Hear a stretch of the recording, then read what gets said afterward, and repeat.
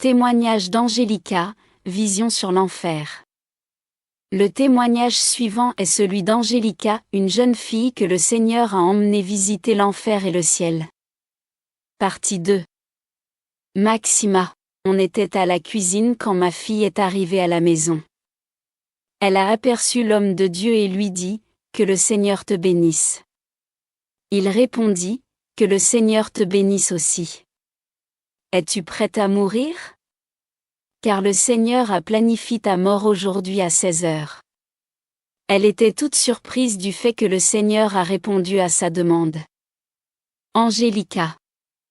Quand j'ai écouté ça, j'ai dit, « Amen, mais je ne veux pas mourir. » Non Seigneur, j'ai peur, très peur, je suis terrifiée.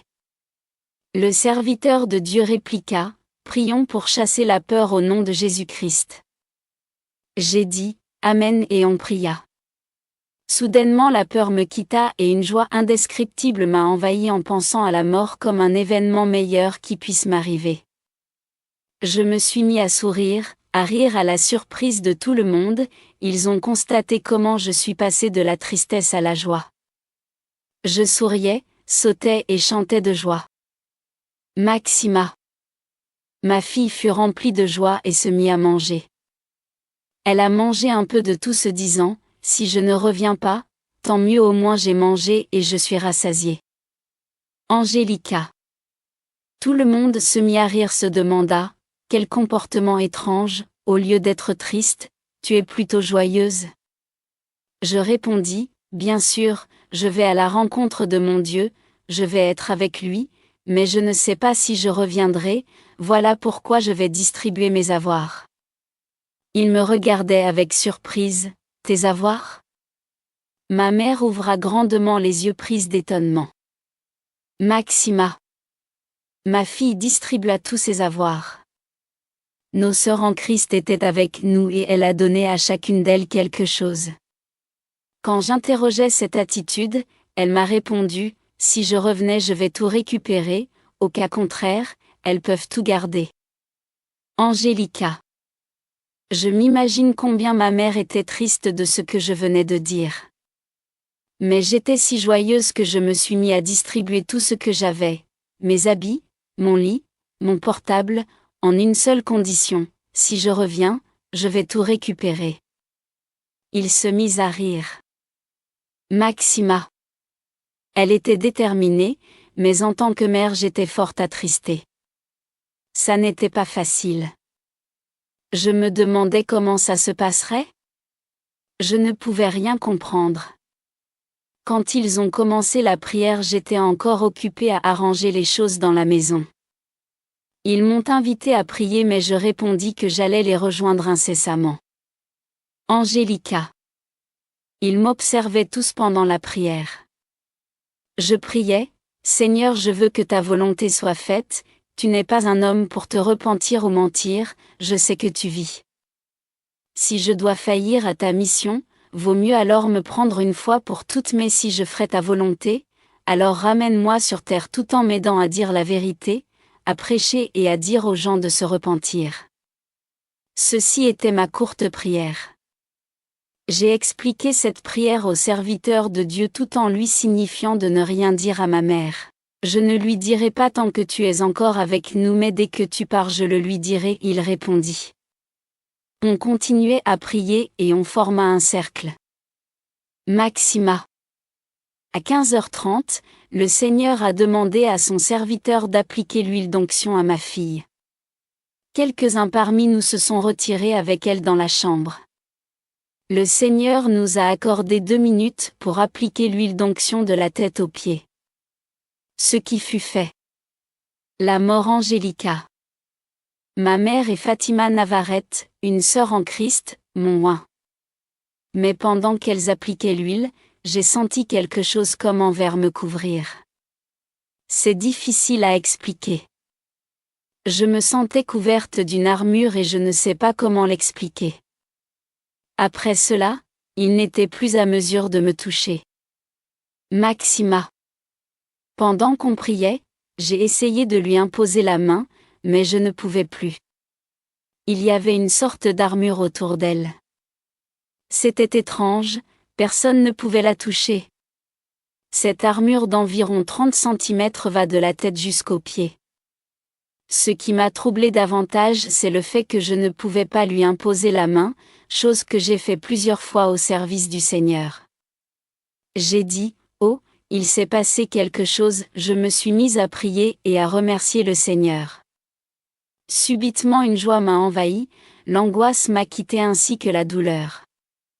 J'étais toute joyeuse.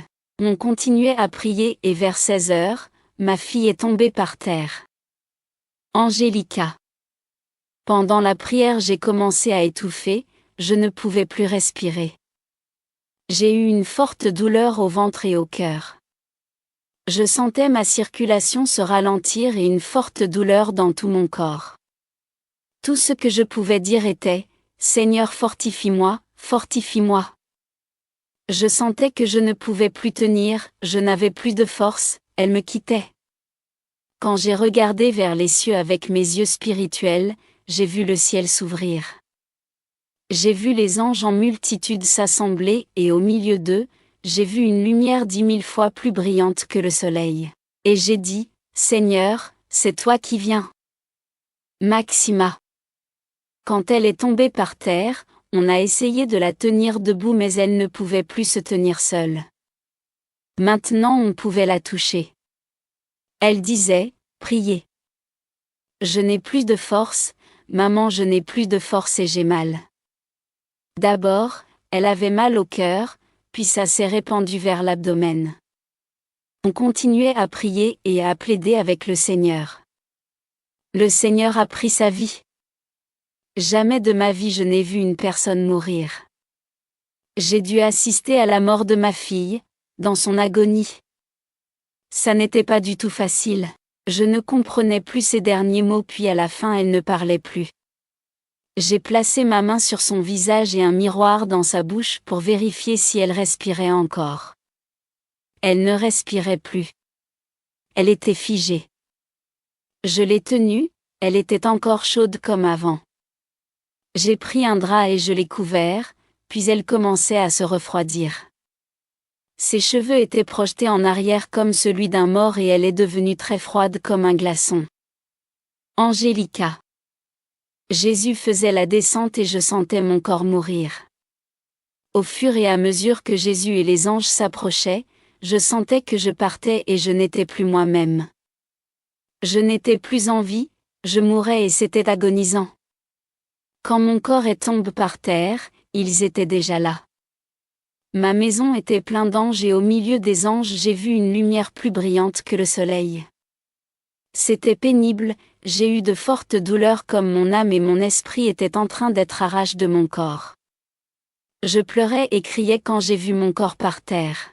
Je demandais, Seigneur, qu'est-ce qui se passe? Qu'est-ce qui se passe?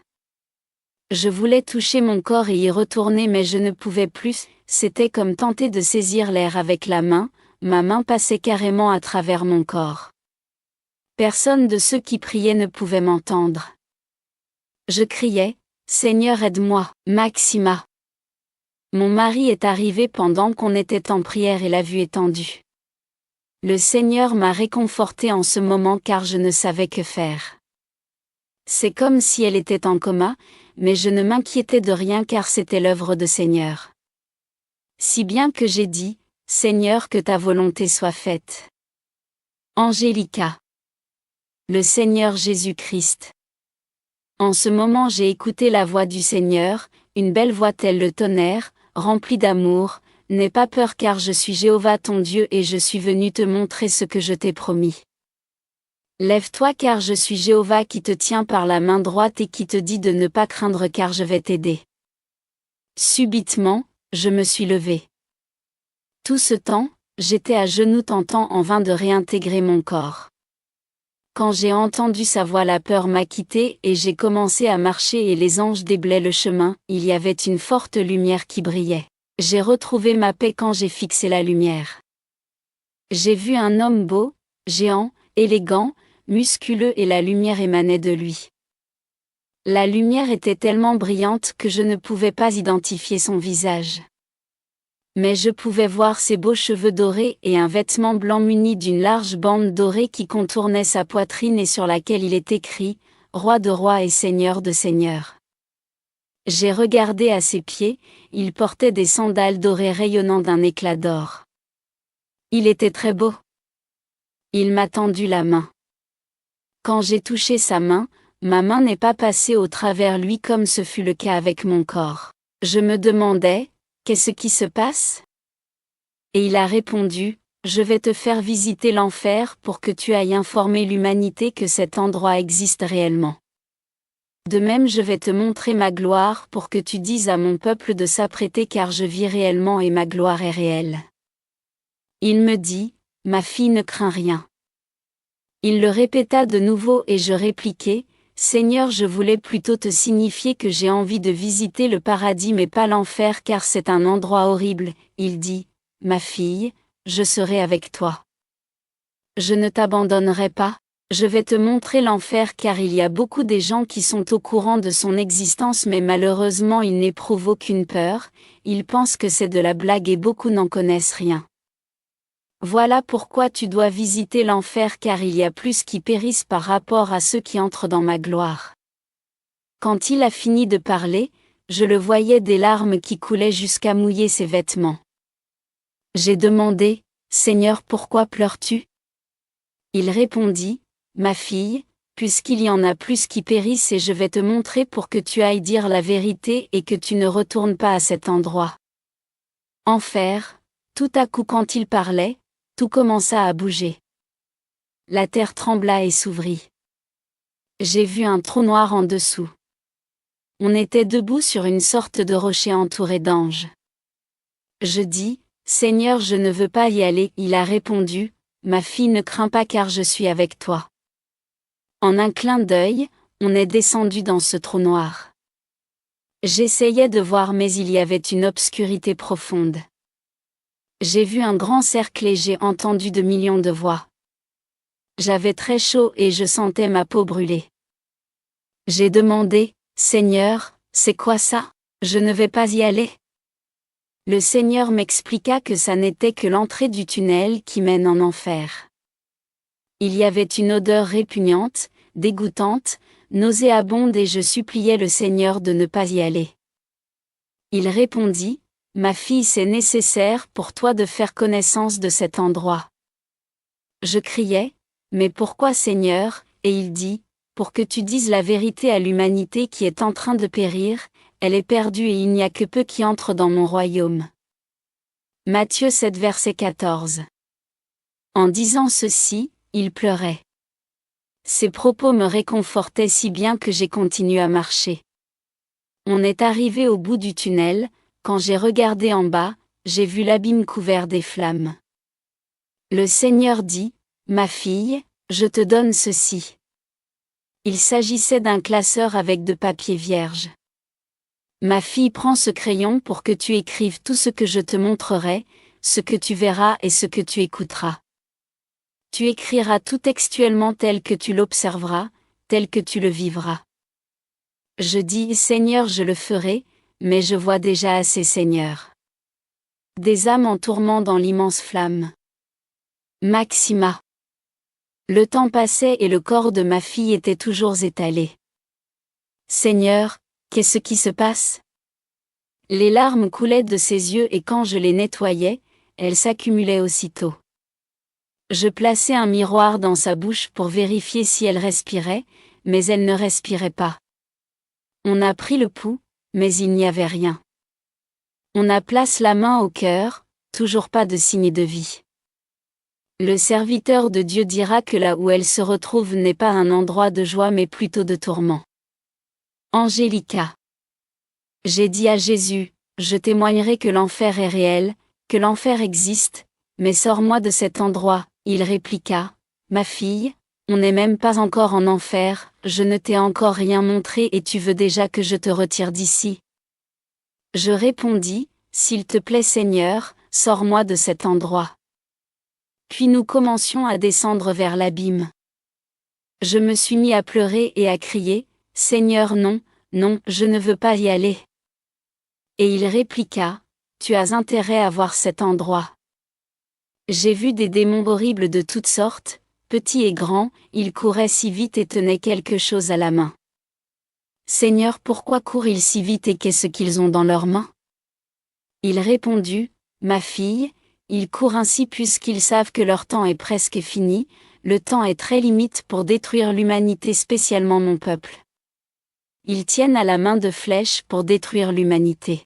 À chaque démon est attribué le nom de la personne à détruire puis l'amener en enfer. Leur but c'est de détruire la victime puis l'amener en enfer. Et je voyais les démons courir et faire leur apparition sur la terre, il me dira, ils vont sur la terre saisir les humains pour les jeter en enfer. En disant ceci, il pleurait profondément. Il pleurait sans cesse et je me suis mis à pleurer aussi. Maxima. Ma fille était morte pendant 23 heures, mais je n'ai pas informé l'autorité. J'ai prié, Seigneur, je patienterai pendant 24 heures, si ma fille ne revient pas, je ferai appel à un médecin. Mais le Seigneur me la retourna avant les 24 heures. Angélica. Le Seigneur me dit, es-tu préparée à voir ce que j'ai à te montrer? Oui, Seigneur. Je répondis. Il m'a amené dans une cellule où il y avait un jeune homme tourmenté par le feu. J'ai constaté que cette cellule était numérotée bien que je ne pouvais pas comprendre le numérotage, ça paraissait à l'envers. Il y avait une grande plaque, et le jeune homme portait le numéro 666 sur son front. Il avait aussi une grande plaque métallique incrustée dans sa peau. Ni les vers de terre qui le mangeaient, ni la flamme n'avaient le pouvoir d'endommager la plaque. Il s'écria, « Seigneur, sois miséricordieux, sors-moi d'ici. » « Pardonne-moi, Seigneur. » Jésus répondit, « C'est trop tard, je t'ai donné beaucoup d'occasions mais tu ne voulais pas te repentir. » J'ai demandé à Jésus, « Seigneur, pourquoi est-il ici ?» Puis je l'ai reconnu. Sur la terre ce jeune connaissait la parole mais tout d'un coup il a abandonné la foi, préférant plutôt l'alcool, la drogue et a emprunté le chemin de la perdition. Il ne voulait plus suivre le Seigneur, malgré les avertissements répétés sur la conséquence d'une telle décision. Ma fille, il est ici puisque quiconque rejette ma parole a déjà un juge, ma parole que j'ai prononcée va le juger au jour du jugement dernier. Jean 12 verset 48 minutes. Puis Jésus sanglota. La façon de pleurer du Seigneur diffère de la nôtre. Son pleur est très profond et il exprime énormément de l'angoisse dans son cœur. Jésus dit, « Je n'ai pas créé l'enfer pour les humains » puis, je les interroge, « Mais pourquoi alors les humains s'y retrouvent ?» Il répondit, « Ma fille, j'ai créé l'enfer pour Satan et ses anges qui sont les démons » Matthieu 25 verset 41. Mais à cause du péché et du refus de se repentir, les humains finissent ici et il y a plus qui périssent par rapport à ceux qui entrent dans ma gloire. Il continua à pleurer et ça m'a fort attristé de le voir pleurer ainsi. Ma fille, j'ai donné ma vie pour l'humanité afin qu'elle ne périsse pas, afin qu'elle n'aille pas en enfer. J'ai donné ma vie à titre d'amour et de miséricorde afin que l'humanité passe à la repentance et entre dans le royaume des cieux. Jésus se lamentait comme quelqu'un qui n'en pouvait plus, voilà combien il éprouve de la peine en regardant les âmes perdues. Je me sentais en sécurité en présence de Jésus-Christ. Je m'imaginais, si je lâchais le Seigneur, je serais bloqué ici. Y a-t-il des membres de ma famille ici? Il m'a regardé comme je pleurais et me dit, « Ma fille, je suis avec toi parce que j'avais très peur. » Il m'amena dans une autre cellule. Je ne pouvais jamais m'imaginer voir un membre de ma famille dans cette cellule. J'ai vu une femme tourmentée, il y avait des vers de terre qui bouffaient son visage et les démons qui enfonçaient une sorte d'épée dans son corps. Elle criait, « Non Seigneur, aie pitié de moi, pardonne-moi s'il te plaît, retire-moi de ce lieu ne fût-ce que pour une minute. » En enfer les gens sont tourmentés en se rappelant ce qu'ils ont fait sur la terre. Les démons se moquent des humains et leur disent, « Adore et glorifie car ceci est votre royaume. » Et les gens criaient et se rappelaient qu'ils connaissaient Dieu, parce qu'ils connaissaient les Écritures. Ceux qui connaissaient le Seigneur souffraient 2 fois plus. Le Seigneur dit, il n'y a plus de chance pour ceux qui sont ici, mais il y a encore une possibilité pour ceux qui sont vivants. Je lui ai demandé, Seigneur, pourquoi mon arrière-grand-mère est ici? Je ne sais pas si jamais elle te connaissait. Pourquoi est-elle ici, Seigneur? Il répondit, ma fille, elle est ici parce qu'elle n'a pas su pardonner, ma fille, celui qui ne pardonne pas, moi non plus je ne le pardonnerai pas. J'ai demandé, Seigneur, mais tu pardonnes, tu es miséricordieux. Il a répondu, oui ma fille, mais c'est important de pardonner, puisqu'ils n'ont pas pardonné. Beaucoup des gens se retrouvent en enfer, va dire au monde qu'il est temps de pardonner, et plus spécialement mon peuple car beaucoup d'entre eux n'ont pas encore pardonné. Dis-leur de se débarrasser des rancunes, des ressentiments, de cette haine dans leur cœur. Il est temps de pardonner? Si la mort surprenait cette personne qui n'a pas su pardonner, cette personne pourrait se retrouver en enfer, car personne ne peut racheter une vie. Quand on a quitté la cellule de mon arrière-grand-mère, elle était engloutie dans le feu et s'écria, elle se mit à blasphémer le nom de Dieu. Elle maudissait Dieu, toute personne en enfer blasphème Dieu. Quand on a quitté ce lieu, je pouvais constater que l'enfer est rempli des âmes tourmentées. Plusieurs personnes étendent leurs mains, suppliant Jésus de les sortir de là. Mais le Seigneur ne peut rien pour eux et ils se misent à blasphémer Dieu. Puis Jésus pleurait et disait, ça me fait mal de les entendre, ça me peine de voir ce qu'ils font, puisque je ne peux plus rien faire pour eux. Ce que je peux te dire est qu'il y a encore une opportunité pour celui qui est encore sur la terre, celui qui n'est pas encore mort, donc le vivant, il a encore le temps de se repentir. Le Seigneur m'expliqua qu'il y a beaucoup de célébrités en enfer, et aussi beaucoup de ceux qui l'ont connu. Il dit, je veux te montrer une autre partie de la fournaise. On est arrivé à un endroit où une femme était couverte de feu. Elle était en agonie et s'écriait en suppliant le Seigneur pour la miséricorde. Jésus la pointa du doigt et me dit, ma fille, cette femme que tu aperçois là s'appelle Séléna. Quand on s'est approché, elle cria, Seigneur aie pitié, pardonne-moi, libère-moi d'ici, mais le Seigneur la regarda et dit, c'est tard, trop tard. Tu ne peux plus te repentir.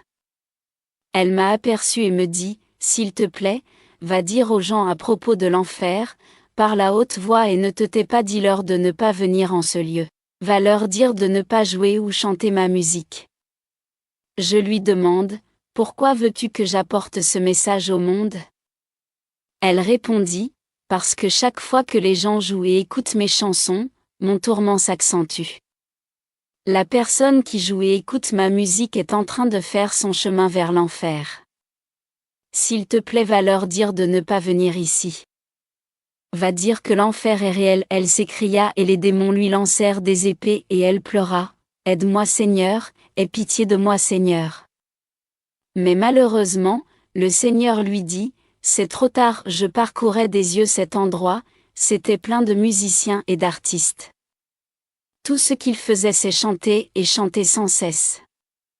Le Seigneur expliqua, la personne qui est en enfer continue à faire ce qu'elle faisait sur la terre. Pendant que j'observais, j'ai remarqué qu'il y avait beaucoup des démons qui aspergeaient ce que je croyais être de l'eau. Je pensais qu'il pleuvait. Mais j'ai constaté que les gens en flammes feuillaient plutôt la pluie. Non, Seigneur aide-moi, ce n'est pas possible, et les démons riaient et disaient aux gens, louez et adorez parce que ceci est votre royaume éternel. J'ai vu les flammes s'intensifier et les vers de terre affectés à chaque humain se multiplier. Ce n'était pas de l'eau mais plutôt du soufre qui aggravait le feu et multipliait la souffrance de victimes. J'ai demandé à Jésus, qu'est-ce qui se passe, Seigneur, qu'est-ce qui se passe, et le Seigneur répondit, ceci est le salaire de quiconque qui ne s'est pas repenti. Psaume 11 verset 6. Puis le Seigneur m'amena là où il y avait un homme célèbre. Avant, j'étais indécise en tant que chrétien. Je pensais que toute personne qui meurt va au paradis, ceux qui célèbrent la messe iront au paradis, mais j'avais tort. Quand le pape Jean-Paul II était mort, mes amis et membres de famille me diront qu'il est allé au paradis. Tous les médias, TV, disaient, le pape Jean-Paul II est mort, que son âme repose en paix. Il est maintenant en train de se réjouir en présence de Jésus-Christ et ses anges au paradis. Et je croyais à toutes ces informations, mais j'étais dupe car je l'ai vu en enfer tourmente par le feu. J'ai regardé son visage et je l'ai reconnu. Le Seigneur me dira, regarde ma fille, cet homme que tu vois là c'est le pape Jean-Paul II. Il est ici, tourmenté car il ne s'est pas repenti. Mais je ripostais, Seigneur, pourquoi est-il ici? Il prêchait à l'église. Jésus répondit, ma fille, aucun de fornicateurs, idolâtres, égoïstes, menteurs n'hériteront le royaume de cieux. Éphésiens 5 verset 5. Je répondis, je sais que cela est vrai mais je veux savoir pourquoi il est ici, parce qu'il prêchait à la multitude, et Jésus de répondre, oui ma fille, il peut avoir dit beaucoup de choses, mais il ne disait jamais la vérité telle qu'elle est. Il ne disait jamais la vérité, bien qu'il connaît la vérité, il a préféré l'argent au lieu de prêcher sur le salut des âmes. Il ne disait pas la vérité. Il ne disait pas que le paradis et l'enfer existent. Ma fille, voilà maintenant qu'il est ici. Quand je l'ai regardé, il y avait un grand serpent avec des épines autour de son cou et il essayait en vain de l'enlever.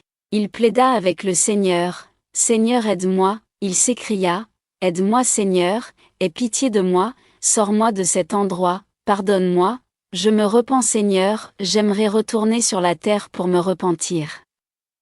Le Seigneur l'observa et dit, tu savais très bien que cette place est réelle, c'est trop tard, il y n'a plus de chance pour toi. Le Seigneur dit, écoute ma fille, je vais te montrer la vie de cet homme. Jésus me montra un écran géant où je pouvais voir comment cet homme célébrait la messe à maintes reprises à la foule et comment le peuple qui s'y trouvait était très idolâtre. Jésus dit, regarde ma fille, cet endroit est plein d'idolâtres. Ma fille, l'idolâtrie ne sauve pas. Je suis le seul qui sauve, en dehors de moi pas de salut. Ma fille, j'aime le pécheur mais je hais le péché. Va dire aux humains que je les aime et ils doivent venir à moi. Pendant que le Seigneur parlait, je voyais comment le pape recevait beaucoup d'argent et le gardait pour lui-même. Il était très riche. J'ai vu son image assis sur le trône, mais je pouvais aussi voir au-delà de ça. Bien qu'il est vrai que ces hommes ne se marient pas, je vous rassure que ces hommes couchent avec les religieuses, et beaucoup d'autres femmes. Je n'invente rien, c'est le Seigneur qui me l'a montré. Le Seigneur me montra ces gens qui vivent dans la fornication et la parole dit qu'aucun fornicateur n'héritera le royaume de cieux. Pendant que je regardais cette scène, le Seigneur me parla, regarde ma fille, tout ce que je t'ai montré, c'est ça qu'il a vécu et c'est ce qui se passe maintenant sur la terre chez beaucoup des gens, beaucoup de prêtres et le pape en vie. Puis il me dit, ma fille, va dire au monde qu'il est temps de venir à moi. Le Seigneur m'a montré un endroit où beaucoup des gens marchaient vers l'enfer. Je lui demandai, comment se fait-il qu'ils marchent vers ce lieu? Il répondit, je vais te montrer. Il me montra un tunnel plein des gens. Ils étaient liés de la main aux pieds. Ils étaient vêtus de noir et portaient un fardeau au dos. Jésus dit, regarde ma fille, ce monde que tu vois ne me connaît pas encore. Ce qu'ils portent au dos c'est le péché mais va leur dire de me donner leur fardeau et je leur donnerai le repos. Dis-leur que je suis celui qui pardonne tous les péchés du monde, ma fille va leur dire de venir à moi, je les attends à bras ouverts. Préviens-les qu'ils sont en route vers l'enfer. Pendant que je les voyais marcher, j'ai reconnu mon cousin, ma cousine, ma famille. Je m'exclamais en notifiant le Seigneur. Il répondit, ma fille, ils marchent vers l'enfer mais va le leur notifier. Va leur dire qu'ils marchent vers l'enfer. Va leur dire que je t'ai choisi comme mon messager, car ça signifie que tu vas dire la vérité. Tu dois dire tout ce que je t'ai montré. Si tu ne dis rien et que la personne en question se retrouve en enfer, je vais te réclamer son sang. Mais si par contre tu dis la vérité et qu'elle n'écoute pas, dans ce cas cette personne a des comptes à me rendre. Si la personne en question ne se repent pas, alors tu es déchargé de toute responsabilité et son sang va retomber sur elle-même. Ézéchiel 3 verset 18, Jésus me dit que beaucoup de célébrités marchent vers l'enfer. Les gens célèbres et importantes. Tenez par exemple Michael Jackson. Il était célèbre dans le monde entier mais il était sataniste. Bien que la plupart de gens ne le voient pas sur cet angle, mais c'est la vérité. Il avait signé un accord avec le diable, il a signé un contrat avec le diable, lequel contrat le permettra d'avoir la renommée en vue d'attirer beaucoup de fanatiques. J'ai vu les démons marcher sur les gens en enfer de manière semblable au pas de danse qu'il exhibait sur la terre. Ils glissaient en arrière et non en avant pendant qu'ils se réjouissaient de l'angoisse qu'ils faisaient subir à leurs victimes. Laisse-moi te dire que Michael Jackson est en enfer. Le Seigneur me l'a montré après sa mort. Il m'a donné l'occasion de voir Michael Jackson tourmente par le feu. Je criais au Seigneur, pourquoi, ça n'était pas agréable de le voir tourmenté et comment il poussait des cris de détresse. Toute personne qui écoute les chansons de Michael Jackson ou les chante ou est son fanatique, je t'avertis que le diable te piège dans sa toile pour que tu finisses en enfer. Maintenant même renonce à ça au nom de Jésus-Christ. Jésus veut te libérer pour que tu ne te perdes pas. Le Seigneur me dit, ma fille, il y a aussi les gens qui me connaissent qui sont en route vers l'enfer. Je demande, Seigneur, comment est-ce possible que les gens qui te connaissent aillent en enfer? Il répondit, la personne qui abandonne ma voie est celle qui mène une vie double. Il me montra les gens qui se dirigeaient vers l'enfer. Ils étaient liés des mains aux pieds. Ils portaient chacun une robe blanche mais déchirée, teintée et froissée. Jésus dit, ma fille, vois comment mon peuple s'est éloigné de moi. Ma fille, je t'informe que je ne viens pas pour ces genres de personnes. Je viens pour un peuple saint, prêt, sans tache, sans rides, sans souillure, va leur dire de retourner sur l'ancien chemin. Éphésiens 5 versets 26 à 27. Je commençais à voir beaucoup de mes oncles et beaucoup de ceux qui ont abandonné le Seigneur. Va leur dire que j'attends qu'ils déchargent leur fardeau sur moi et je leur donnerai le repos. Jésus était en train de pleurer, ma fille, ils viennent ici. Va dire à tes oncles, à tes membres de famille qu'ils se dirigent vers l'enfer. Ma fille, beaucoup ne te croiront pas, mais je suis ton témoin fidèle, je suis ton témoin fidèle. Je ne t'abandonnerai jamais. Ma fille, même s'ils ne veulent pas croire, va leur dire la vérité car je suis avec toi. Ma fille, je te montrerai aussi comment les gens arrivent à cet endroit. Nous sommes allés vers un tunnel où il y avait de multitudes des gens qui tombaient vers l'abîme. Pas 1000, pas 2000 mais aussi nombreux que le sable de la terre. Ils tombaient par seconde, comme une main remplie de sable qu'on déversait. Les âmes tombaient rapidement.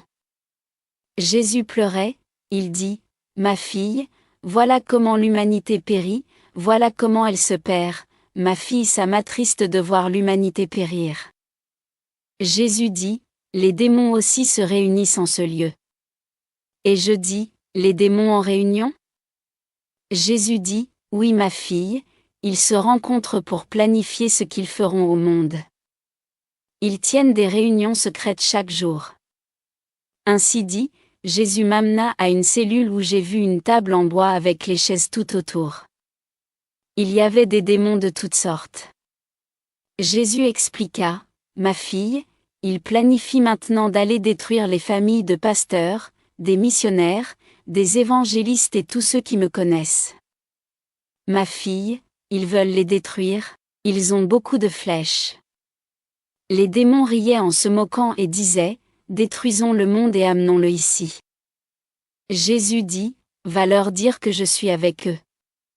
Qu'ils ne laissent aucune porte ouverte, qu'ils ne laissent aucune place à Satan car il est comme un lion rugissant cherchant qui dévorer, 1 Pierre 5 verset 18, mais l'Écriture dit, il marche comme, parce que l'unique lion réel est celui de la tribu de Juda, Jésus-Christ de Nazareth, Apocalypse 5 verset 5. Jésus dit, ma fille, ils veulent spécialement détruire les familles de pasteurs. Je demande, pourquoi veulent-ils détruire les familles de pasteurs? Et Jésus répondit parce qu'ils sont les bergers de plusieurs brebis que le Seigneur leur a confiées.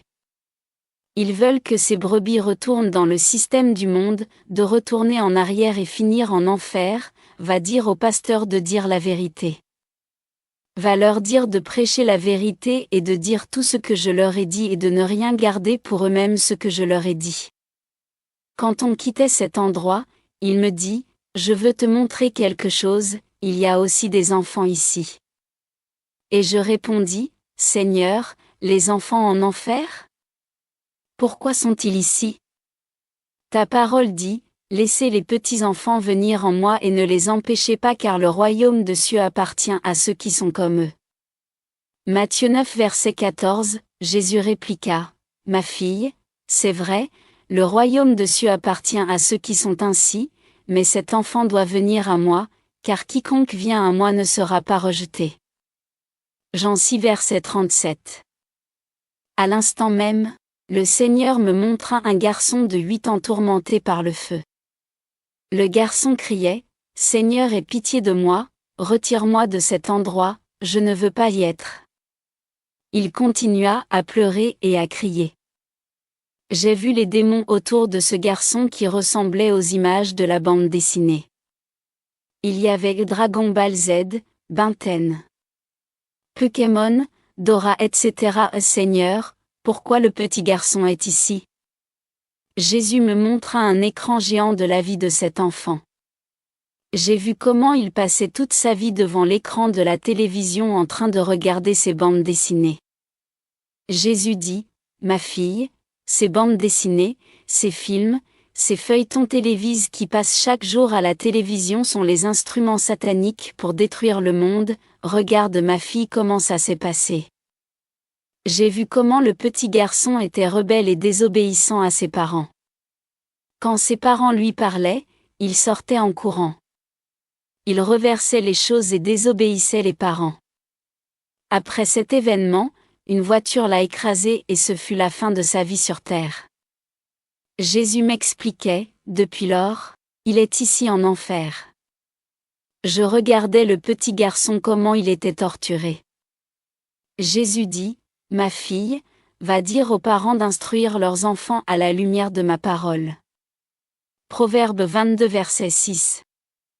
La parole de Dieu est vivante, ça nous apprend à corriger l'enfant avec le fouet, mais pas à tout moment, seulement quand l'enfant a été désobéissant à ses parents. Proverbe 22 verset 15. Le Seigneur me dit quelque chose très attristant et pénible, il y a beaucoup d'enfants ici à cause des bandes dessinées et à cause de la rébellion. Je lui demandai, Seigneur, pourquoi doit-on blâmer la bande dessinée? Et il expliqua, parce que les bandes dessinées sont des démons qui véhiculent la rébellion, désobéissance, amertume et la haine chez les enfants. Autres démons possèdent ces enfants pour qu'ils ne fassent rien de bon que du mal. N'importe quoi les enfants voient à la télévision, ils veulent le reproduire dans la vie réelle. L'enfer existe et c'est réel et même les enfants doivent décider où aller. Je dis, Seigneur, dis-moi, pourquoi les enfants sont ici? Et Jésus répondit, dès qu'un enfant est conscient qu'il y a l'enfer et le paradis, alors il a un choix à faire. Soyez bénis, Amen.